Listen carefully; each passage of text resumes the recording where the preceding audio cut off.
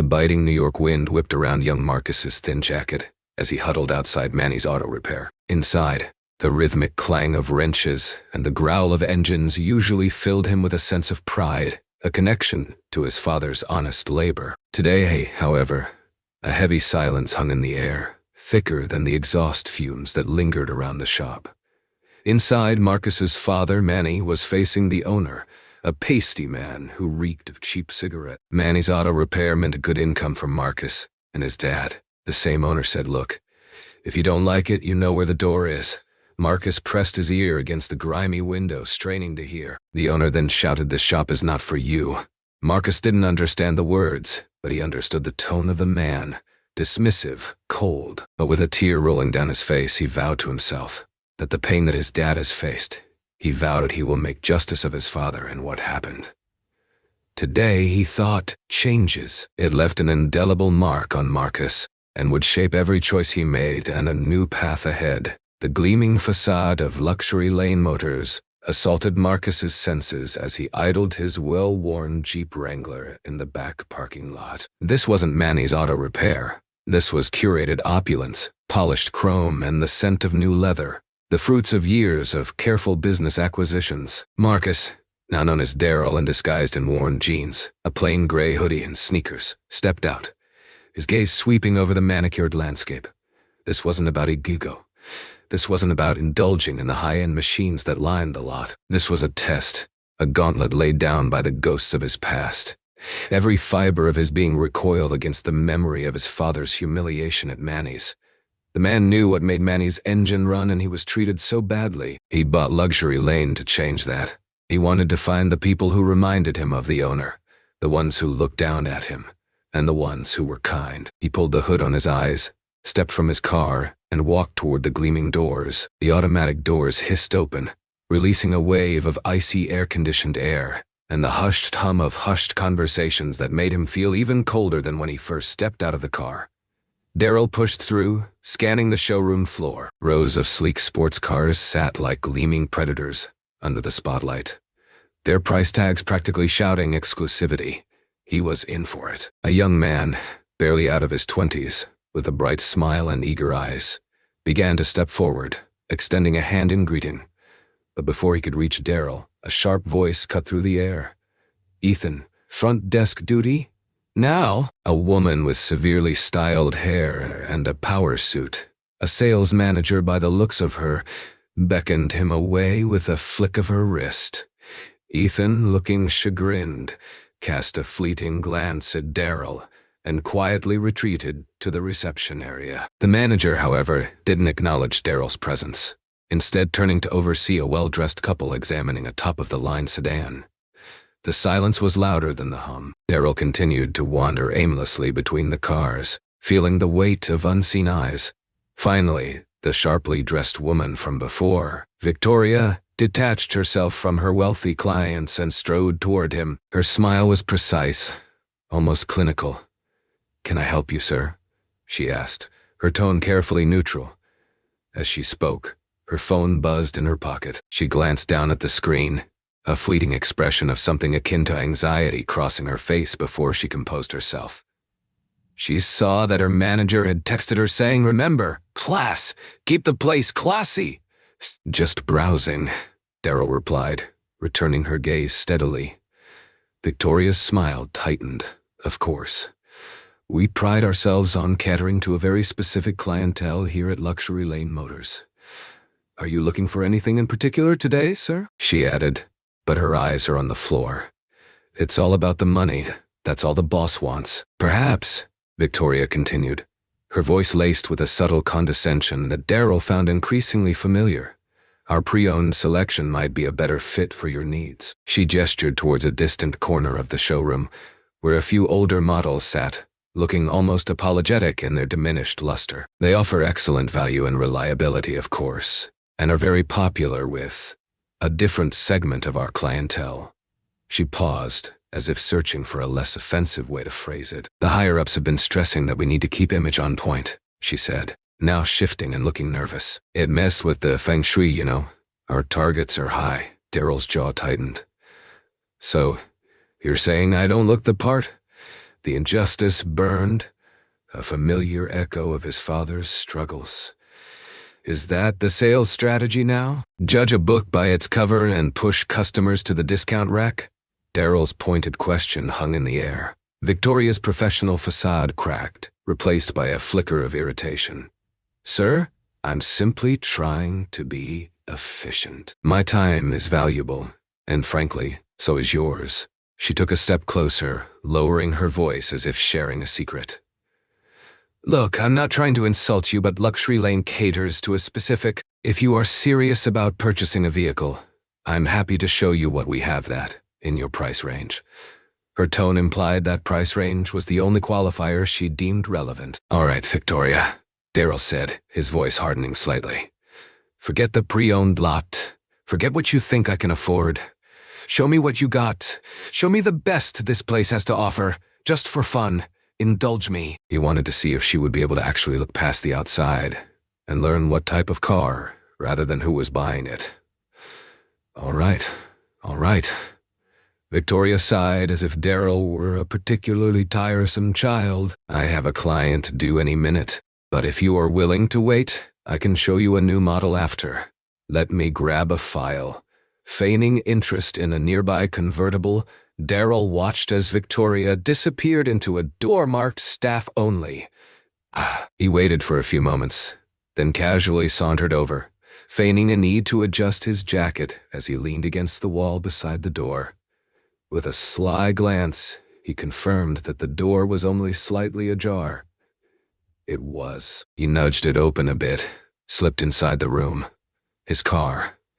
Inside the cramped staff room was a mess of discarded coffee cups, crumpled sales brochures, and half-eaten sandwiches. He shuffled through the papers and his fingers landed on a training file.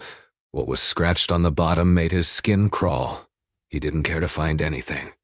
He had been right. Darrell slammed the manual shut, the sound echoing in the small staff room. A sudden and startling sound. The word scratched onto it had left an impact and a bad taste in his mouth. He's seen them before.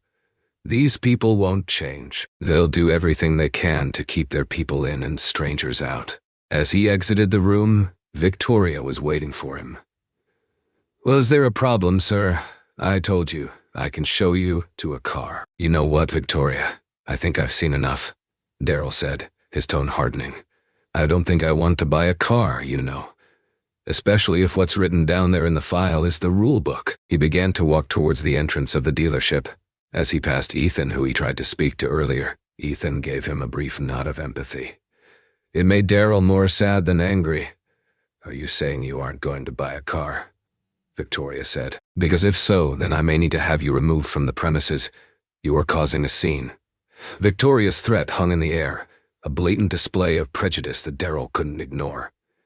He stopped, turned to face her, and pulled out his phone. Causing a scene, am I? He said, his voice dangerously low. Well, Victoria, let's make this a real scene. He tapped on his phone, then raised it to his ear. Yeah, it's me.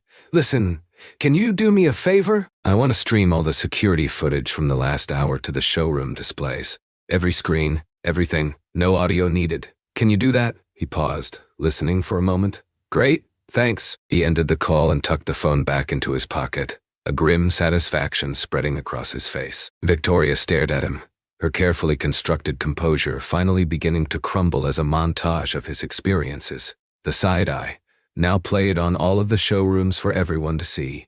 It finally sank in. Now she's the one with the shame. The showroom erupted in a confused murmur as the security footage looped on every screen. Customers stopped mid-negotiation. Salespeople paused their pitches, and all eyes turned to Darrell and the increasingly pale Victoria. The silence was broken by the crash of a dropped coffee cup, then the screech of tires as a black sedan screeched to a halt outside. Alex, regional manager and power dresser, stormed through the doors, his face a mask of barely controlled fury. He scanned the room, taking in the chaotic scene, the looping security footage, the frozen faces, and finally, his gaze locked onto Victoria. Victoria! What in God's name is going on here? He bellowed, his voice cutting through the stunned silence. I am completely unaware of this. I demand answers.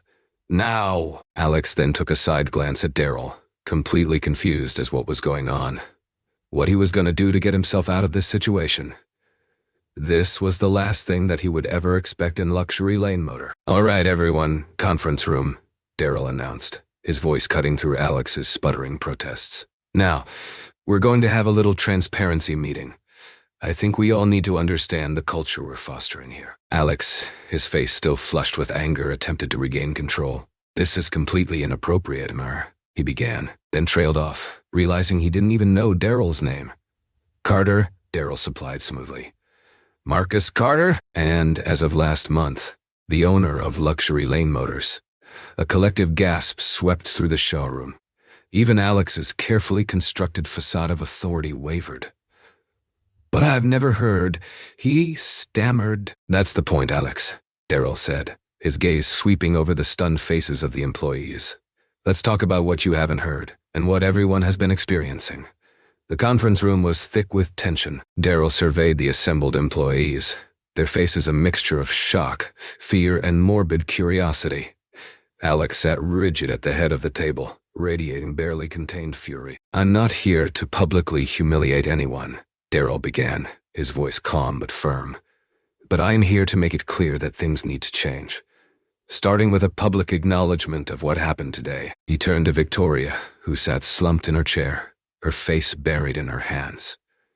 "Victoria, I believe a sincere apology is in order, and not just to me, to everyone, and it needs to be public." Alex jumped in. "Mr. Carter, with all due respect, I'm not sure if that is necessary. What has happened happened, and we should just move on." "That's too bad for you, Alex. I do own this company," Darrell said. Darrell gestured towards the speakerphone in the center of the table. "I've already contacted the local radio station. They're waiting for your statement. If you can't say it yourself, then this is it." Days later, the Luxury Lane Motors conference room was transformed. Gone were the glossy promotional posters, replaced by flip charts covered in earnest phrases like unconscious bias, and creating a welcoming environment. Alex, ever the company man, had spearheaded the initiative, his initial fury replaced by a carefully constructed image of contrition. "As you all know," he began, his voice oozing sincerity, "Mr. Carter has graciously given us a chance to learn from our mistakes. To that end, we've partnered with Diversity Dynamics to implement a comprehensive inclusivity training program." A consultant in a sensible blazer and comfortable shoes launched into a PowerPoint presentation, filled with statistics and buzzwords. Victoria sat in the back, her face an unreadable mask. Ethan, the young sales associate, seemed genuinely engaged, taking copious notes. Others, however, shifted restlessly in their chairs, their eyes glazed over with boredom or thinly veiled resentment. "This training is going to be critical for our improvement. It's not an option," Alex said, trying to keep them in line. Darrell just sighed and watched how everything was going to play out. This training has a possibility to fail, and Darrell just wants it to succeed, as if he would get something out of it. He just wanted the world to be at peace and be kind. The inclusivity training was proving to be a tougher sell than Alex had anticipated. While some employees, like Ethan, embraced the new concepts with enthusiasm, others actively resisted. Foremost among them was a seasoned salesman named Kevin, known for his sharp suits, slicked back hair, and even sharper tongue. During a role-playing exercise, where employees were asked to confront hypothetical scenarios involving bias, Kevin scoffed. "This is ridiculous," he said, rolling his eyes. "I'm a salesman. My job is to sell cars, not to psychoanalyze every customer who walks through the door. I sell great cars to people." The facilitator, a patient woman named Sarah, calmly attempted to redirect the conversation. "Kevin, the point is to be aware of our unconscious biases, to ensure we treat everyone with respect." "Respect? I'm respectful," Kevin retorted, his voice laced with sarcasm. "I respect the people who can afford these cars. I respect their money. This whole thing about trying to treat every equally, it sounds like communism." Kevin then walks out, leaving everyone's jaws open. The consultant and Alex are panicking, unsure of what to do. The meeting then is adjourned, with Alex making the decision to speak to Kevin, or even outright firing him. Alex knows that will not be the best-case scenario. Darrell, observing the fallout from the failed training session, realized that change couldn't be mandated from the top down. It had to be nurtured, cultivated, one person at a time. He decided to take a more hands-on approach. He sought out Ethan, the eager young salesman, sensing a genuine desire to learn and grow. "Ethan," he said, catching him during a slow afternoon, "I see that you have a desire to learn." He then went to see what Kevin was doing after the incident. "Kevin, look, I saw what happened and all. I know you don't agree and maybe you never will. But listen to me when I say, if you don't want to quit, then you got to agree with me and work with me. You still have that fire to make deals?" Darrell had been through it. He knows how it feels, but he wants the dealership to flourish, so he also wants Kevin to flourish. Darrell decided to give both Ethan and Kevin what they wanted, their own style of mentorship.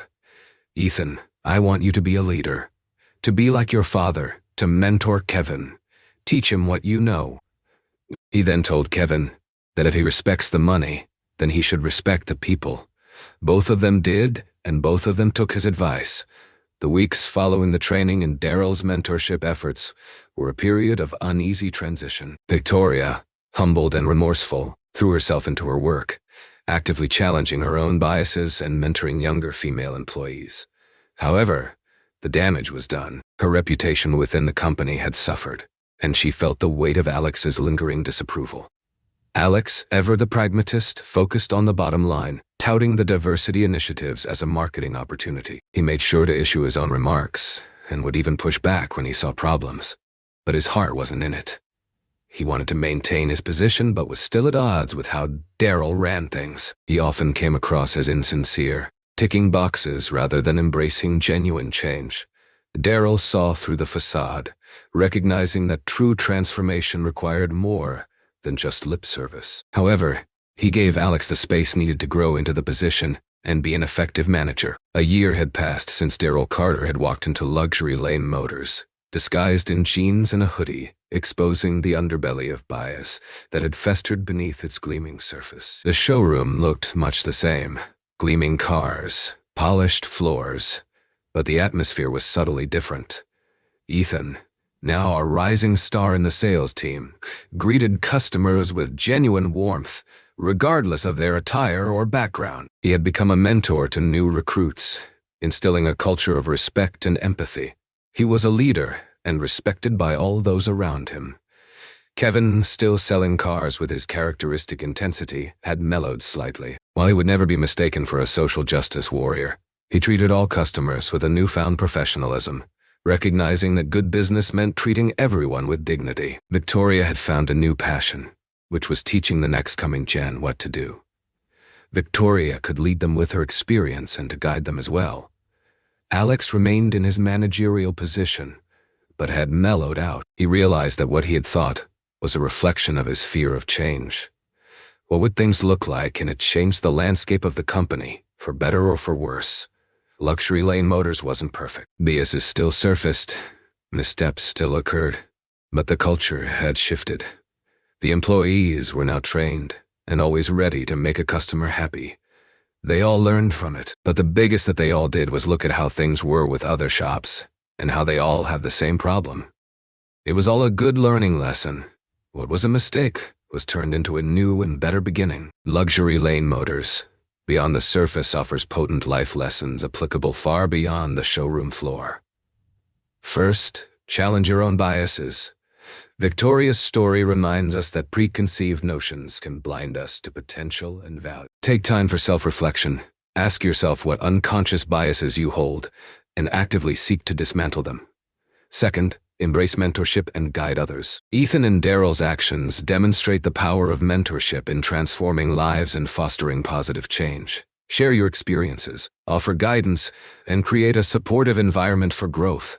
Third, redemption is possible. Victoria's journey highlights the possibility of transformation, even after making significant mistakes. Embrace accountability and actively seek to make amends, understanding that growth often comes from learning. Finally, culture change starts from within. You might feel one or may feel like you can't make change. Know that all power has a source. Apply these lessons to navigate challenges, foster inclusivity, and build a better future for yourself and those around you.